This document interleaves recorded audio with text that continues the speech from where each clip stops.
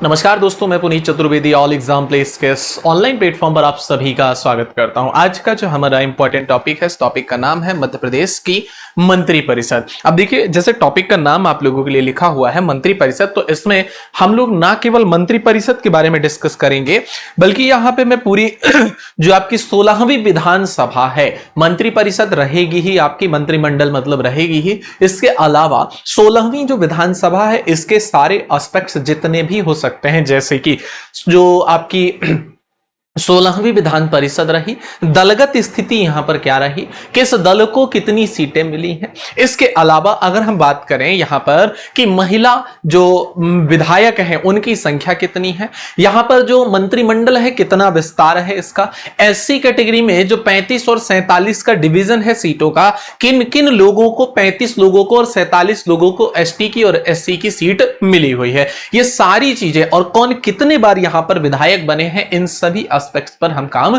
करने वाले हैं। ठीक है, तो ये सेशन स्टार्ट करें उसके पहले यहां पे जैसे सबसे पहले यहां पर जो शुरुआत ही हो रही है 16वीं विधानसभा की, तो हम इससे स्टार्टिंग ना करके हम प्रयास करते हैं कि बिल्कुल स्टार्टिंग पार्ट से हम स्टार्ट करते हैं, मतलब जहां पे पूरी डिटेल इसके बारे में दी गई है। ठीक है, जैसे सबसे पहले आपका यहां पर मध्य प्रदेश विधानसभा कौन सी आपकी आ गई, 16वीं विधानसभा सदस्यों का पूरा तरीके से विश्लेषण दिया गया है। ठीक है, अब ये जो विश्लेषण है, इस विश्लेषण को 2024 की ये क्या है, पूरी की पूरी रिपोर्ट है। ठीक है, ये 24 की रिपोर्ट है। सबसे पहले हम लोग यहां पर दलीय स्थिति को देखने का प्रयास कर लेते हैं। किसको साहब, दलीय स्थिति को देखने का प्रयास करते हैं ना। तो चलिए ये दलीय स्थिति एक बार सबसे पहले तो हम लोग यहां पर क्या कर लेते हैं, इस पर नजर डालते हैं दलीय स्थिति पर। इसके बाद हम लोग क्या करेंगे, यहां पर आगे बढ़ेंगे। तो दलीय स्थिति यहां सबसे पहली चर्चा ये आती है मध्य प्रदेश विधानसभा में सीटों की। तो साहब मध्य प्रदेश विधानसभा में जो कुल सीटें हैं ये हो गई है कितनी, 230 ही है। ठीक है, एक जो आपका एंग्लो इंडियन वाली सीट थी, अब वो सीट क्या कर दी गई है, हटा दी गई है, अब वो वहां पर सीट रह नहीं गई। तो 230 सीटों पर ही आपको पूरा का पूरा विधानसभा देखनी पड़ेगी, मतलब यहां पर किस पार्टी को कितनी सीट मिली थी 16वीं विधानसभा में, क्योंकि अभी तक 15 विधानसभा कंप्लीट हो चुकी थी, ये हमारी यहां पर 16वीं विधानसभा आ रही है। आपको एक चीज और पता होगी कि हमारे यहां पर जो पूरा सिस्टम है, अगर हम बात करते हैं किसकी, कि यहां पर जो आपका शासन है ना, तो इसमें जैसे विधायिका, कार्यपालिका, न्यायपालिका अगर हम बात करते हैं, है ना, तो इसके अंतर्गत जो आपकी विधायिका है, विधायिका मतलब क्या कहेंगे, लेजिस्लेशन। लेजिस्लेशन में भी क्या क्या आता है, तो जैसे लेजिस्लेशन की अगर बात कर दी जाए, लेजिस्लेशन क्या है, लेजिस्लेशन। ठीक है, अब इस लेजिस्लेशन में अगर हम बात करते हैं, इसे हिंदी में विधानमंडल कहा जाता है। प्रॉपर अगर शब्द की बात करें तो विधानमंडल कहा जाता है। अब चूंकि ये जो लेजिस्लेशन है 3 को मिलाकर बनता है, इसमें एक होता है लेजिस्लेटिव असेंबली, एक होती है लेजिस्लेटिव काउंसिल और थर्ड नंबर पे होता है गवर्नर। ठीक है, लेजिस्लेटिव असेंबली दैट मींस विधानसभा, क्या कहलाएगी ये हमारी विधानसभा। नेक्स्ट जो लेजिस्लेटिव काउंसिल है, इसे हिंदी में विधान परिषद कहेंगे। ठीक है, और लास्ट में जो गवर्नर है मतलब ये राज्यपाल महोदय हो जाएंगे। अब आपको पता है राज्यपाल महोदय कौन है, मंगू भाई छगन भाई पटेल है। हमने इनका लास्ट चैप्टर कंप्लीट किया था जिसमें पढ़ा था। ठीक है, मंगू भाई छगन भाई पटेल ये अभी वर्तमान में हमारे क्या है साहब, राज्यपाल महोदय है। ये हो गई हमारी किसकी बात, राज्यपाल महोदय की बात। अब अगली चर्चा आती है यहां पर किसकी, विधानसभा और विधान परिषद की। ठीक है, अब चूंकि हमारे यहां पर केवल अगर मैं बात करूं तो विधानसभा है, विधान परिषद जैसी कोई भी बॉडी है नहीं। ठीक है, ध्यान रखिएगा। चलते हैं आगे, देखते हैं। देखिए एक चीज और है, जो हमने यहां पर मंगू भाई छगन भाई पटेल की बात करी थी, तो ये आपके 30वें कैसे हैं, 30वें व्यक्ति हैं शपथ लेने वाले, और बाकी अगर व्यक्ति के हिसाब से देखा जाए तो 23वें नंबर के हैं। खैर हमारे यहां पर केवल और केवल एक ही निकाय है जो है क्या, विधानसभा, और फिर यहां पे सर्वोच्च क्या हो जाएगा, गवर्नर। तो विधान परिषद जैसी जो बॉडी है ये हमारे यहां पर है नहीं। हालांकि अभी विधानसभा की सदस्य संख्या बढ़ाए जाने को लेकर चर्चा लगातार चलती आ रही है। फिलहाल अभी जो 2024 में हमारे यहां पर जो नई विधानमंडल बनकर आती है, विधानसभा बनकर आती है, यहां पर जो दलगत स्थिति है, इस दलगत स्थिति को एक बार हम देख लेते हैं। भारतीय जनता पार्टी थी, इसको यहां पर 163 सीटें मिली हैं। कितनी सीटें मिली हैं आप लोग अगर देख पा रहे होंगे, नहीं देख पा रहे हैं तो मैं आपको क्लियर थोड़ा सा और स्पष्ट लिख दे रहा हूं। 163 सीटें मिली थी भारतीय जनता पार्टी को।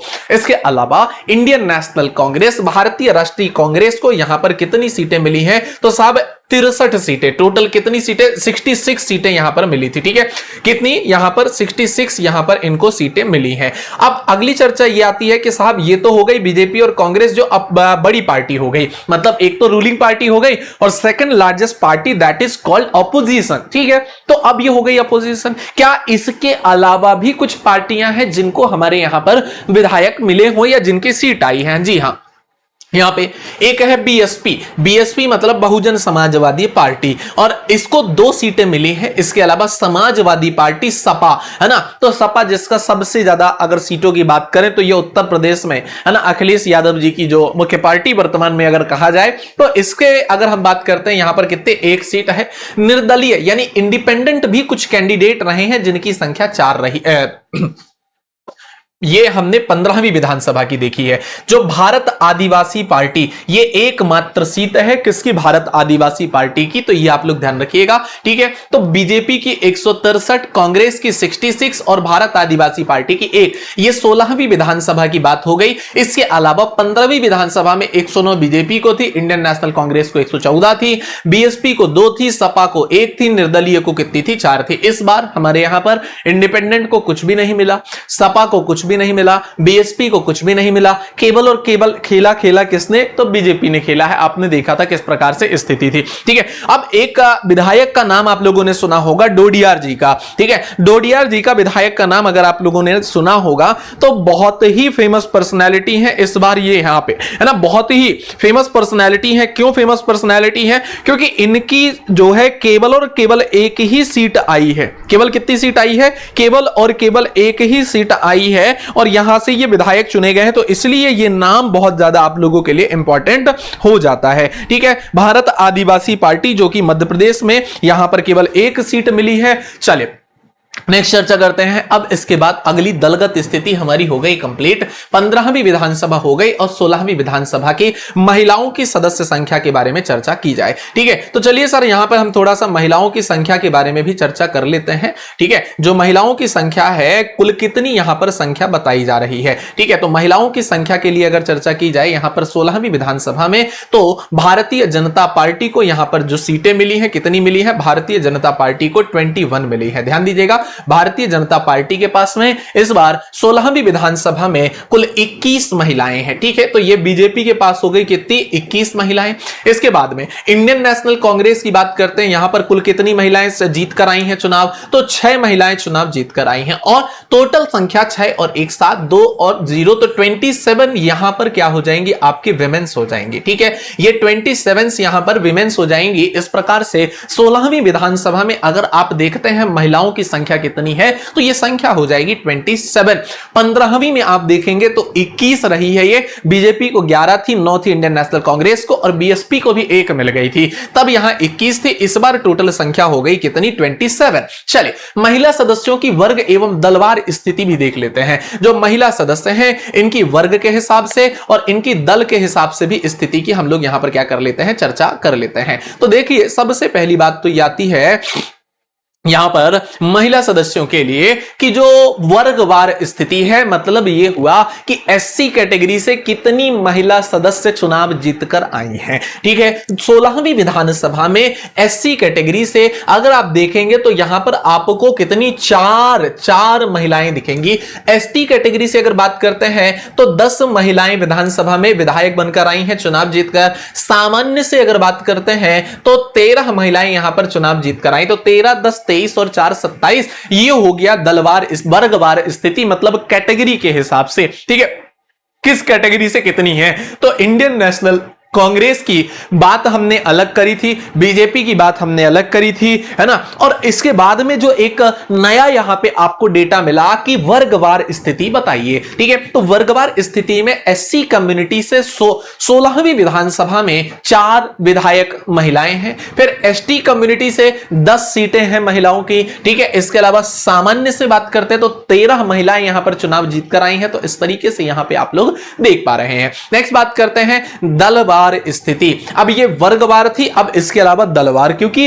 वर्ग तो सभी को शामिल कर लिया। हो सकता है कि एससी की महिला विधायक, अगर मान लीजिए कि 4 महिलाएं चुनाव जीतकर आई हैं, तो इनमें से बीजेपी से भी हो सकती है, कुछ कांग्रेस से भी हो सकती है। तो ये अब हम कहां चलेंगे, पार्टी के हिसाब से चलेंगे कि किस दल को कितनी सीट या किस पार्टी को कितनी सीट मिली है। तो दलवार में अगर चलते हैं तो ऐसा समझिएगा 16वीं विधानसभा में कि जो आपका एससी कम्युनिटी है इसको कितनी सीटें मिली है, 3 सीटें मिली है ना बीजेपी को, और एससी कम्युनिटी में इंडियन नेशनल कांग्रेस को 1 सीट मिली है। ठीक इसी प्रकार से एसटी कम्युनिटी में अगर आप चलेंगे 16वीं विधानसभा में तो 8 सीटें एसटी को मिली है, जबकि बीजेपी में जबकि 2 सीटें यहां पर इंडियन नेशनल कांग्रेस को मिली है। मैं जो समझाने का प्रयास कर रहा हूं, हो सकता है आप लोग समझ पा रहे होंगे, है ना, आप मेरी बात समझ पा रहे होंगे कि पहले हमने यहां पर चर्चा करी किसके हिसाब से, कैटेगरी के हिसाब से, कि भाई एससी कैटेगरी को कुल इतनी सीट मिली, एसटी को कुल इतनी मिली और सामान्य को कुल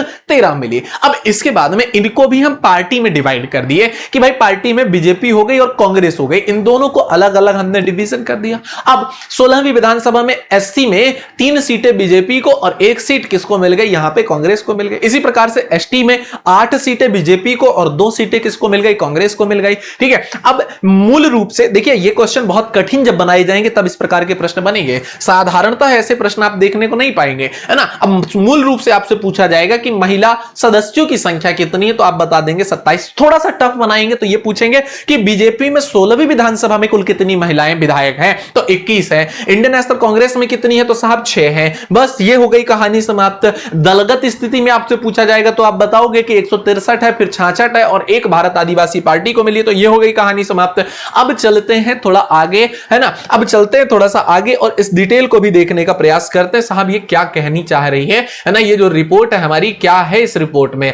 तो ये रिपोर्ट जो कह रही है कि महिला सदस्यों की आवृत्ति एवं दलवार तालिका, जो महिला विधायक चुनाव जीती तो वो कितने कितने बार ये चुनाव जीतकर आई हैं, क्या कोई पहली बार चुनाव जीतकर आई हैं, क्या कोई दूसरी बार चुनाव जीतकर आई हैं महिला विधायक। तो इस प्रकार से इनके बारे में हमें यहां चर्चा करनी है। 16वीं विधानसभा में अगर पहली बार की संख्या की बात करें तो 13 विधायक महिलाएं ऐसी हैं जो पहली बार चुनाव जीतकर आई हैं। ठीक है, फिर 4 विधायक महिलाएं ऐसी हैं जो दूसरी बार चुनाव जीतकर आई हैं, फिर 5 विधायक महिलाएं ऐसी हैं जो 3 बार चुनाव जीतकर आई हैं, 3 विधायक महिलाएं ऐसी हैं जो 4 बार चुनाव जीत कर आई हैं, है ना। फिर यहां पर आपका ध्यान रखिएगा 1 विधायक महिला ऐसी है जो 5 बार विधानसभा का चुनाव जीत कर आई, और मात्र एक ही विधायक महिला ऐसी है जो कि 6 बार चुनाव जीत कर आई हैं। ठीक है, तो ये आप लोगों को डेटा याद रखना पड़ेगा। 16वीं विधानसभा की बात है, यहां पर कुल सीटें महिलाओं के 27 है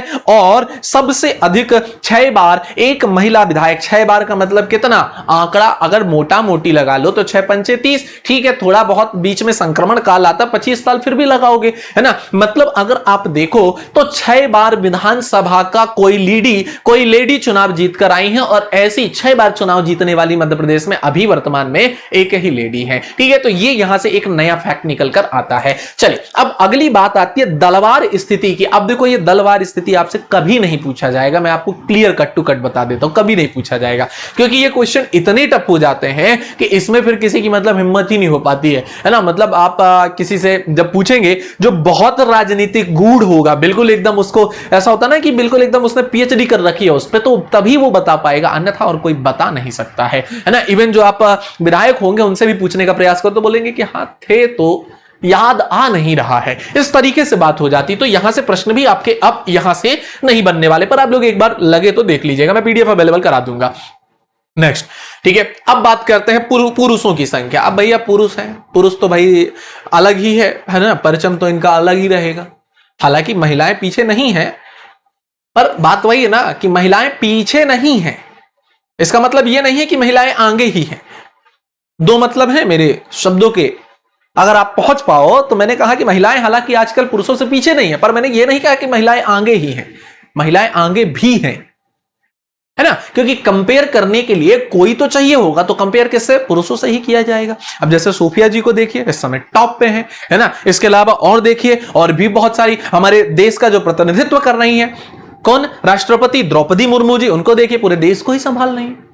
वैसे अगर देखा जाए भले ही नॉमिनल हेड हैं, मतलब है ना, एक्चुअल हेड प्राइम मिनिस्टर होते हैं, पर नॉमिनल हेड तो है, बिना उनकी हस्ताक्षर के, बिना उनके साइन के कोई काम ही नहीं हो सकता है देश का।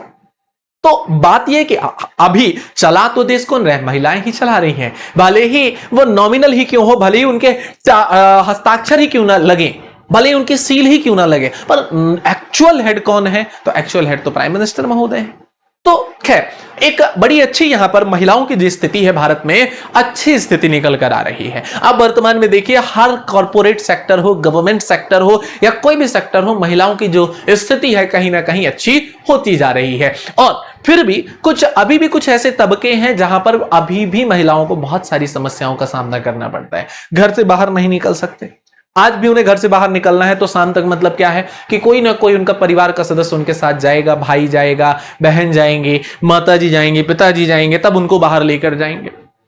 शाम में तो घर से बाहर निकलना वो तो आप छोड़ ही दीजिए। अभी भी बहुत सारी ऐसे प्लेसेस, बहुत सारी ऐसी जगह हैं और उसी को आगे बढ़ाने का काम अभी किया जा रहा है। खैर फिलहाल अभी हम यहां पर पुरुष सदस्यों की तालिका के बारे में बात करते हैं। एक बार विधायक बनकर आए पुरुषों की संख्या 55 है 16वीं विधानसभा में। अब क्यों इतनी ज्यादा? अरे भाई 230 सीट में जब 27 महिला हैं और बाकी पुरुष हैं तो संख्या तो ज्यादा पुरुषों की ही होगी ना। पहली बार जीते हुए विधायकों में 55 संख्या है, फिर दूसरी बार विधायक 54 है, तीसरी बार विधायक 45 लोग तीसरी बार बने हैं, चौथी बार 20 लोग विधायक बने हैं पुरुषों में, पांचवी बार 14 लोग विधायक बने हैं पुरुषों में, है ना, छठवीं बार 7 लोग विधायक बने हैं पुरुषों में, फिर सातवीं बार आप देखोगे यहां पर कितने 4 लोग विधायक बने हैं मध्य प्रदेश में, आठवीं बार 3 लोग बने हैं और 9वीं बार 1 लोग, 9 बार एक व्यक्ति विधायक बने। 9 पन्ना 45 होता है भाई, 9 5 45।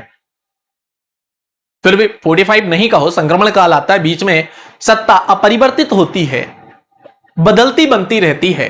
तब भी अगर आप एक आंकड़ा लगाओ तो 35 साल के आसपास का तो मान सकते हैं, है ना। खैर इनके नाम की भी हम चर्चा करेंगे, अभी आप परेशान मत होइएगा साहब इनका नाम कैसे है, तो नाम की भी हम चर्चा करेंगे। ये तो बात हो गई कि 9 बार विधायक बनने वालों की संख्या मध्य प्रदेश में 16वीं विधानसभा में केवल 1 है, 8 बार वालों की 3 है, 7 बार वालों की 4 है, 6 बार वालों की 7 है। इस प्रकार से आप लोग क्या कर सकते हैं, देख सकते हैं, इसको पढ़ सकते हैं। चलो भाई साहब आगे बढ़ते हैं और देखते हैं फैक्ट क्या कुछ मिले आपको यहां पर। फैक्ट, दलवार प्रथम बार निर्वाचित सदस्यों की तालिका। अब लो दल के हिसाब से किस पार्टी में कौन कितने बार, मतलब 16वीं विधानसभा में अगर पार्टी की बात करें तो इंडियन नेशनल कांग्रेस से 44 लोग, ध्यान से देखिएगा, पहली बार जो आए विधायक हैं कितने लोग, 44 लोग। बीजेपी में नए जो विधायकों की संख्या है या पहली बार जो विधायक बने हैं वो 44 लोग हैं। इंडियन नेशनल कांग्रेस में पहली बार जो विधायक बने या एक बार विधायक बने लोगों की संख्या कितनी है, 23 है। और भारत आदिवासी पार्टी में एक बार विधायक बने विधायकों की संख्या कितनी है, 1 है। ये हो गई एक की बात। अब इसी के अलावा अब हम आगे चर्चा करते हैं किसके बारे में साहब, तो ये अनुसूचित जाति, किसकी बात है, अनुसूचित जाति एवं जनजाति सदस्यों की तालिका की है।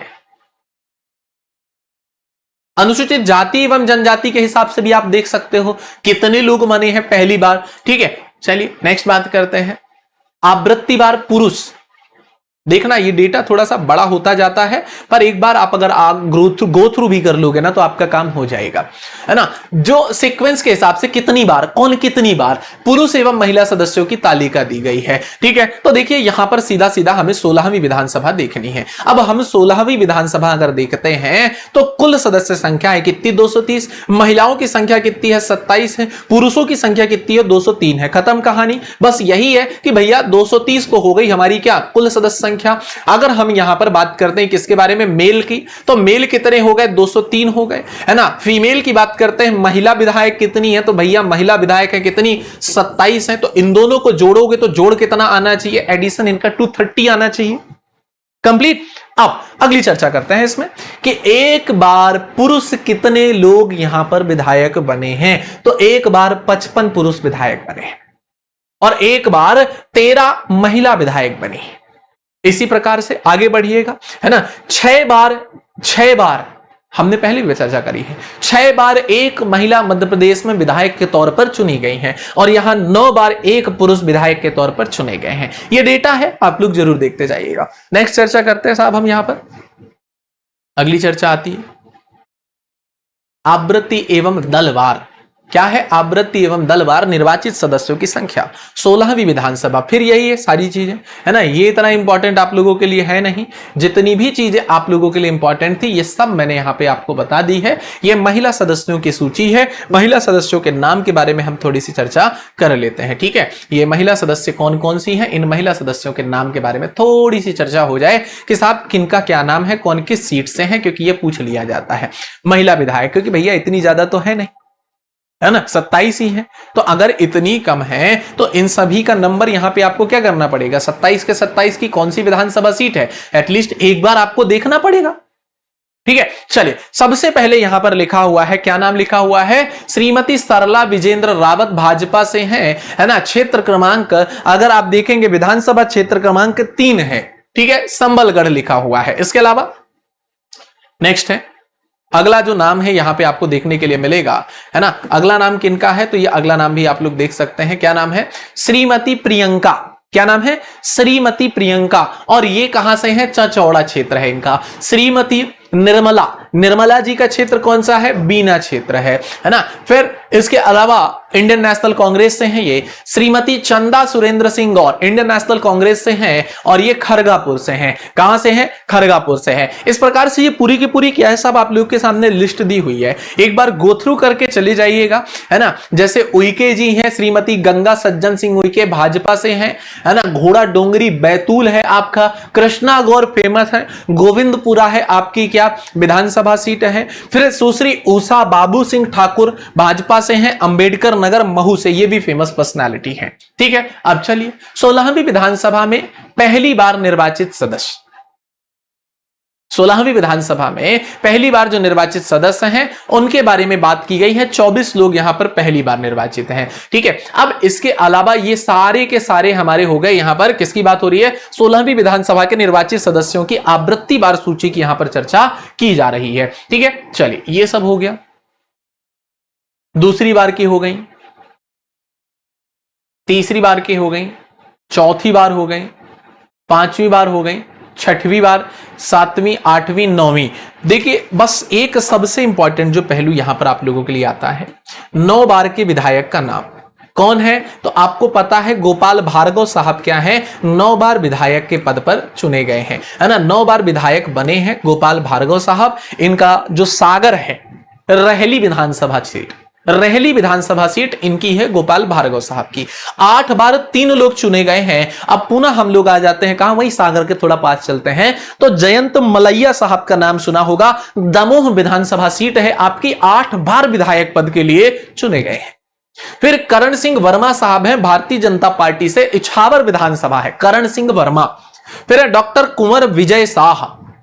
अब लीजिए भाई, विजय शाह साहब की अगर बात आती है, अभी बहुत ही ज्यादा न्यूज पे रहे हैं, बहुत ही ज्यादा न्यूज में हैं विजय शाह साहब, है ना। और इनका हरसूद क्षेत्र है, कौन सा क्षेत्र है, हरसूद आपका क्षेत्र है। 7 बार विधायक की बात करते हैं तो कैलाश विजयवर्गीय साहब का नाम तो हर कोई जानता है।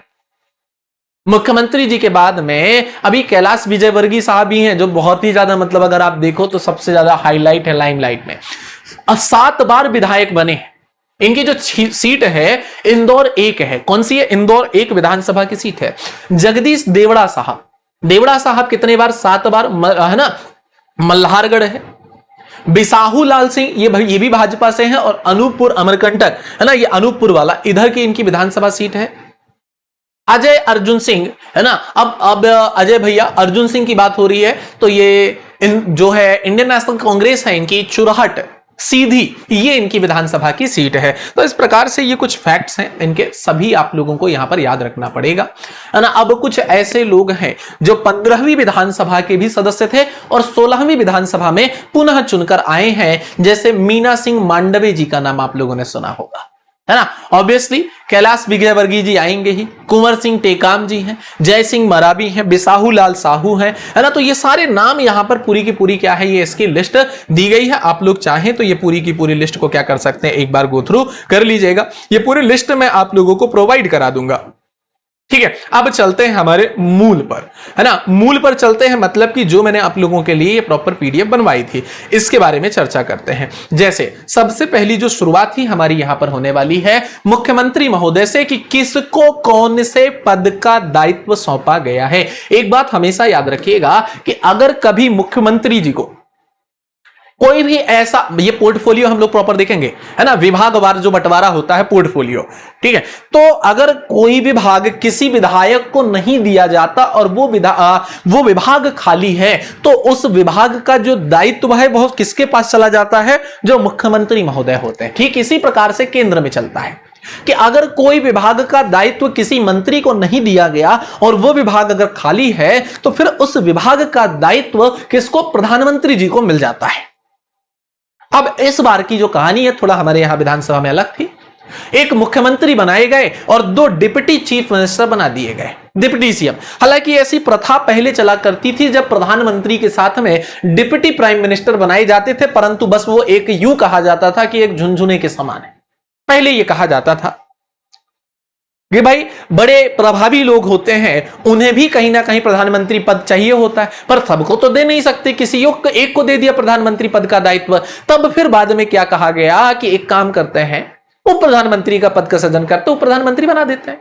एक बार तो ऐसी स्थिति आ गई कि एक उप प्रधानमंत्री तो बने, एक को वरिष्ठ बनाया गया और एक को कनिष्ठ उप प्रधानमंत्री बना दिया गया। अब लोग ये स्थिति भी आ गई।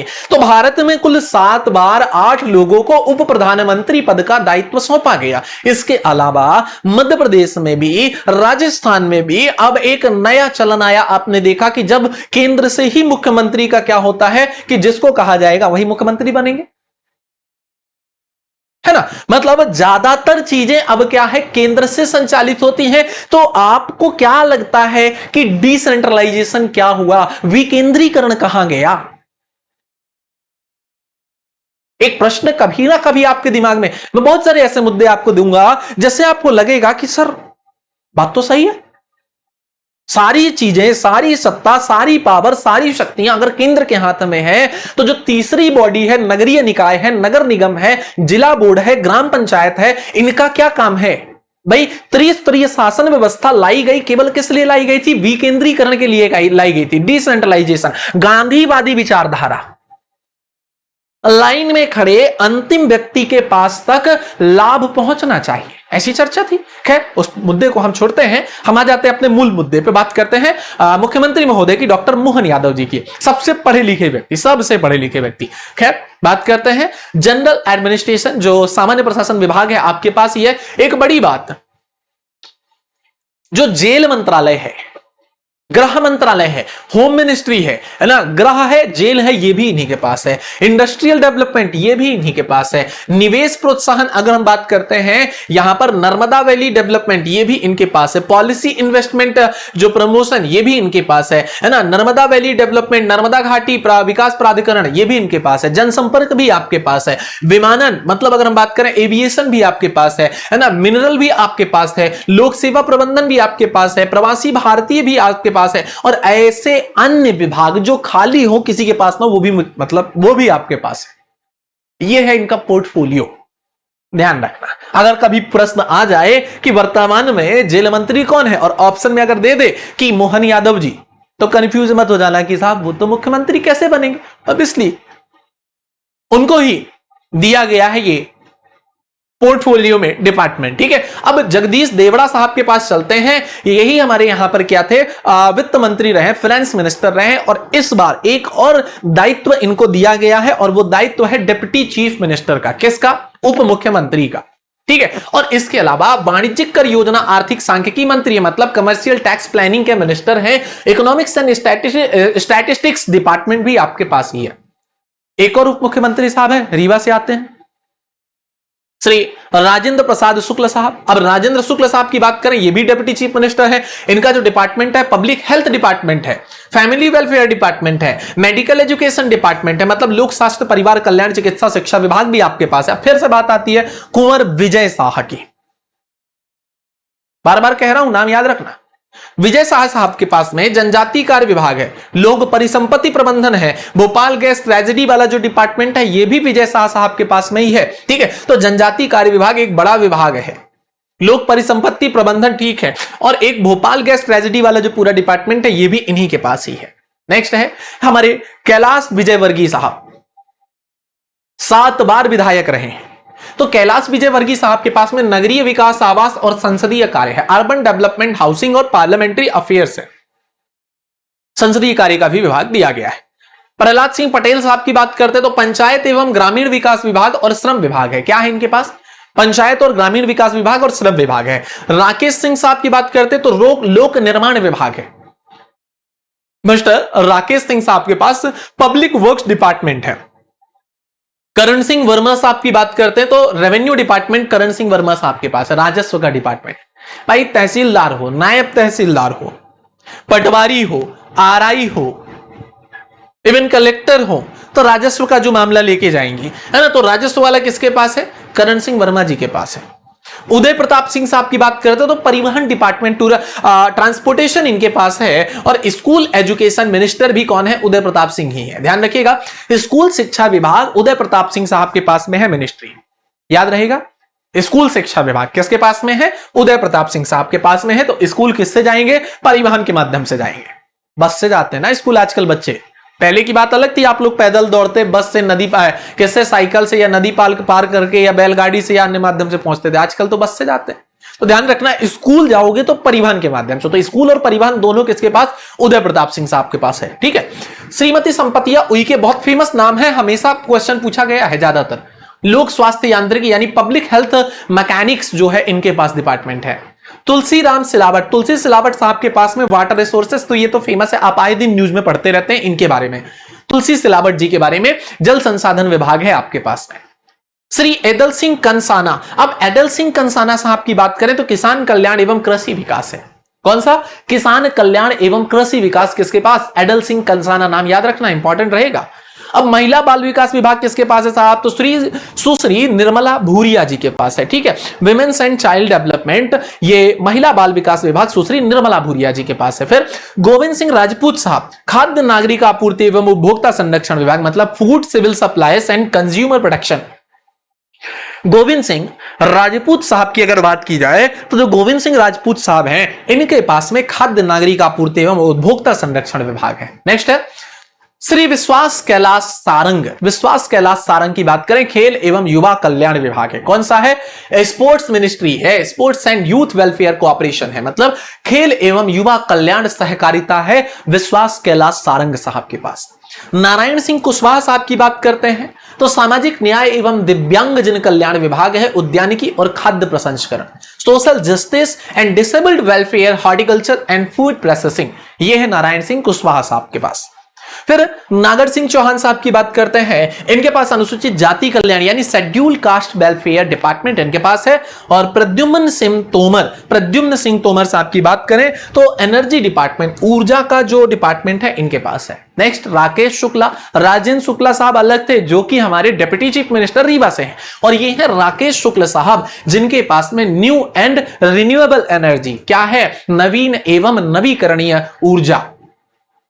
चैतन्य कश्यप साहब की बात करें तो एमएसएमई का मतलब क्या है? Micro small and medium enterprises यानी सूक्ष्म लघु एवं मध्यम उद्यम विभाग है। इंदर सिंह परमार, ध्यान रखिएगा, उच्च शिक्षा इंदर सिंह परमार साहब के पास है। आयुष मंत्रालय इंदर सिंह परमार के साहब है। तकनीकी शिक्षा, कौशल विकास, रोजगार इंदर सिंह परमार साहब के पास है। लेकिन स्कूल शिक्षा विभाग की बात आती है तो उदय प्रताप सिंह साहब के पास है। और स्कूल जाएंगे कैसे? परिवहन से, तो उदय प्रताप सिंह साहब के पास। लेकिन अगर इंदर सिंह परमार साहब की बात आती है तो उच्च शिक्षा की बात आएगी, तो उच्च शिक्षा, आयुष हो, तकनीकी कौशल, रोजगार हो, ये इनके पास में इंदर सिंह परमार साहब के पास है। श्रीमती कृष्णा गौर राज्य मंत्री स्वतंत्र प्रभार हैं, है ना, स्वतंत्र प्रभार हैं ये राज्य मंत्री। कृष्णा गौर पिछड़ा वर्ग एवं अल्पसंख्यक कल्याण विमुक्त घुमंतु एवं अर्ध घुमंतु कल्याण डिपार्टमेंट इनके पास है, मतलब बैकवर्ड क्लासेस, माइनॉरिटी वेलफेयर, है ना, लिबरेटेड नॉर्म्स, है ना, एंड सेमी नॉमेडिक जो वेलफेयर है ना, तो ये इनके पास डिपार्टमेंट है। धर्मेंद्र भाव सिंह लोधी राज्य मंत्री हैं, आप भी स्वतंत्र प्रभार। तो संस्कृति, पर्यटन, धार्मिक न्यास और धर्मस्व विभाग जो एक नया बना था आपका धर्मस्व विभाग या धार्मिक न्यास डिपार्टमेंट, ये धर्मेंद्र भाव सिंह लोधी साहब के पास है, राज्य मंत्री स्वतंत्र प्रभार है। दिलीप जायसवाल साहब ये भी राज्य मंत्री स्वतंत्र प्रभार है। कुटीर एवं ग्रामोद्योग है। श्री गौतम टेटवाल राज्य मंत्री स्वतंत्र प्रभार। तकनीकी शिक्षा, कौशल विकास, रोजगार, ये सब इनके पास में अलग से डिपार्टमेंट है। चलिए अब राज्य मंत्रियों की चर्चा करते हैं। राज्य मंत्री फेमस, स्वतंत्र प्रभार नहीं है, ये राज्य मंत्री है, ये है ना। चलिए अब स्वतंत्र प्रभार है, हाँ स्वतंत्र प्रभार की हम राज्य मंत्री की बात करते हैं प्रॉपर। श्री लखन पटेल साहब पशुपालन एवं डेयरी विभाग है। नारायण सिंह पवार राज्य मंत्री मछुआ कल्याण एवं मत्स्य विभाग स्वतंत्र प्रभार। नरेंद्र शिवाजी पटेल इनके पास में लोक स्वास्थ्य एवं चिकित्सा शिक्षा है। प्रतिमा बागरी राज्य मंत्री हैं, नगरीय विकास एवं आवास विभाग है। दिलीप अहिरवार राज्य मंत्री हैं, वन और पर्यावरण मंत्री हैं। श्रीमती राधा सिंह राज्य मंत्री हैं, पंचायत एवं ग्रामीण विकास विभाग है। तो ये मंत्रालय इनके पास में है ना। अब केंद्र में हमारे मध्य प्रदेश से कुछ ऐसे चेहरे हैं जो केंद्रीय मंत्रिमंडल में भी शामिल है। भाई हमारे पुराने मुख्यमंत्री महोदय जी की बात कर ली जाए, जो पूर्व मुख्यमंत्री श्री कौन, तो शिवराज सिंह चौहान साहब कैबिनेट मंत्री हैं भाई। कैबिनेट मंत्री वो भी कौन कौन सा दायित्व मिला है, कृषि एवं किसान कल्याण मंत्री है, ग्रामीण विकास मंत्री है, मतलब minister of agriculture and farmers welfare. इसके अलावा मिनिस्टर ऑफ रूरल डेवलपमेंट भी इनके पास में ही है। लोकसभा सांसद जो इनकी सांसदी है वो कहां से है, विदिशा इनका क्या है, सांसदीय क्षेत्र है। फिर डॉक्टर वीरेंद्र कुमार खटीक, आप भी कैबिनेट मंत्री हैं, तो सामाजिक न्याय और अधिकारिता मंत्री हैं। सांसद क्षेत्र आपका कौन सा है, संसदीय का क्षेत्र टीकमगढ़ है मध्य प्रदेश का, ध्यान रखेंगे। डॉक्टर वीरेंद्र कुमार खटीक साहब, डॉक्टर वीरेंद्र कुमार खटीक साहब। नेक्स्ट चर्चा करते हैं ज्योतिरादित्य सिंधिया। ऑब्वियसली ज्योतिरादित्य सिंधिया साहब की बात करें, ज्योतिरादित्य सिंधिया कैबिनेट मंत्री हैं और इनके पास में जो डिपार्टमेंट है सभी को पता है कौन सा है, संचार मंत्री और पूर्वोत्तर क्षेत्र विकास मंत्री। इनका जो क्षेत्र है सांसदीय क्षेत्र, तो जो इनका पार्लियामेंट्री से क्षेत्र है, कौन सी पार्लियामेंट है इनकी, गुना क्षेत्र है इनका। गुना को मालवा का प्रवेश द्वार के रूप में भी जाना जाता है, गेटवे ऑफ मालवा।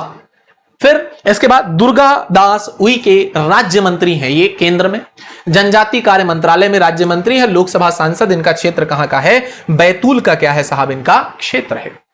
श्रीमती सावित्री ठाकुर, अब लीजिए सावित्री ठाकुर जी की बात आती है। क्षेत्र जो राज्य मंत्री हैं और क्षेत्र है सावित्री ठाकुर जी का धार, महिला एवं बाल विकास में राज्य मंत्री के पद पर हैं। डॉक्टर एल मुरुगन ये राज्य मंत्री हैं, राज्यसभा सांसद हैं, सूचना एवं प्रसारण मंत्रालय में राज्य मंत्री पद पर हैं। ठीक है, नेक्स्ट बात करते हैं जॉर्ज कुरियन की बात करते हैं। जॉर्ज कुरियन साहब अल्पसंख्यक कार्य में जो डिपार्टमेंट है, अल्पसंख्यक मतलब माइनॉरिटीज जो डिपार्टमेंट है, माइनॉरिटी अफेयर्स में मिनिस्टर हैं, राज्यसभा सांसद हैं और राज्य मंत्री हैं। चलिए नेक्स्ट, जैसे कुछ एकाध नाम यहां पर नहीं लिखे हैं, वो नाम भी मैं आप लोगों को बता देता हूं कि इस पद पर कौन आसीन है।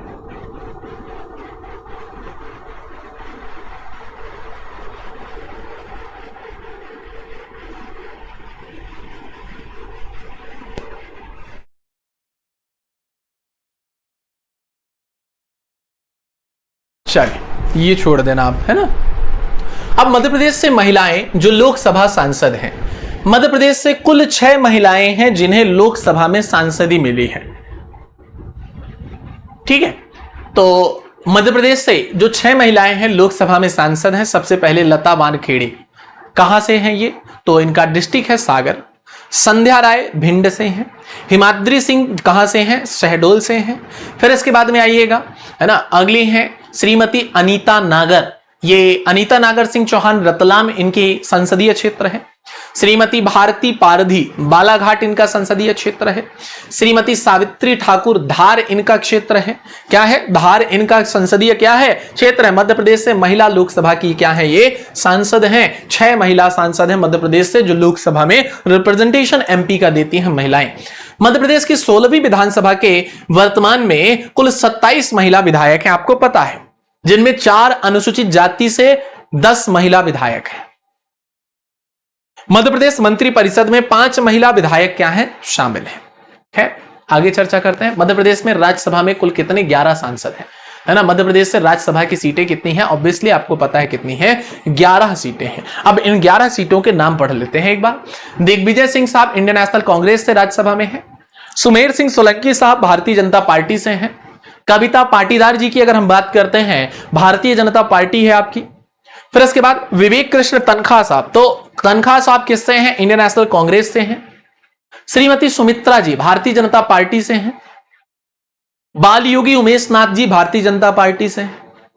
डॉक्टर एल मुरुगन साहब की बात करें तो आप भी भारतीय जनता पार्टी से ही हैं, है ना। बंसीलाल गुर्जर साहब भारतीय जनता पार्टी से। माया विक्रम सिंह नारोलिया ये भी भारतीय जनता पार्टी से हैं। अशोक सिंह साहब इंडियन नेशनल कांग्रेस से हैं, राज्यसभा सांसद हैं।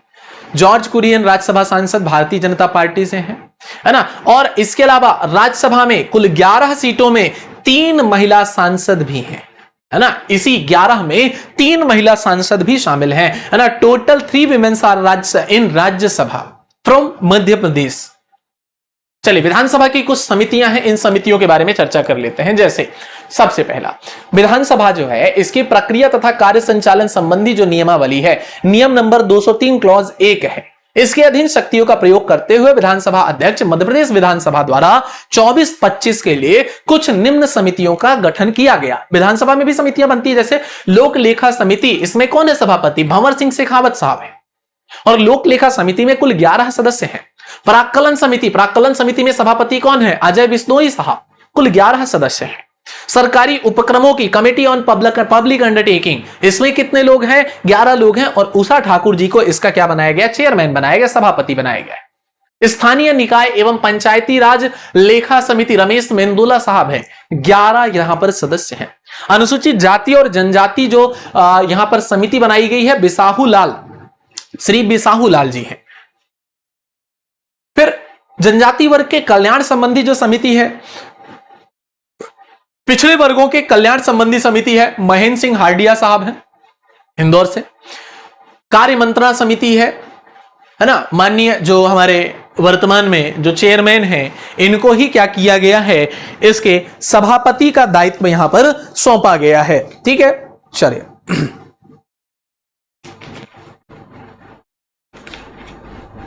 चलते हैं आगे। गैर सरकारी सदस्यों के विधेयकों तथा संकल्पों संबंधी समिति जो है, इंजीनियर प्रदीप लारिया साहब, इनको बनाया गया है।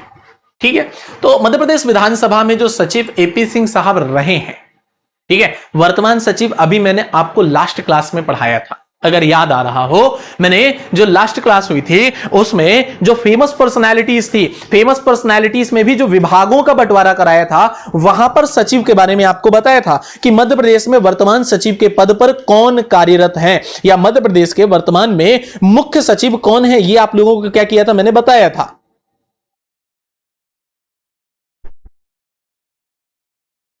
कौन है, एपी सिंह, अवधेश प्रताप सिंह, विधानसभा सचिवालय के हैं ये। चलिए, ये हो गया हमारा यहां पर क्या टॉपिक समाप्त।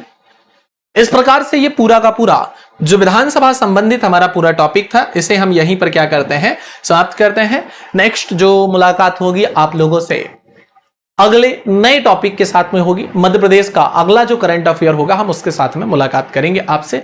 तो मिलते हैं नेक्स्ट सेशन में, तब तक के लिए धन्यवाद। जय हिंद, जय भारत, थैंक यू।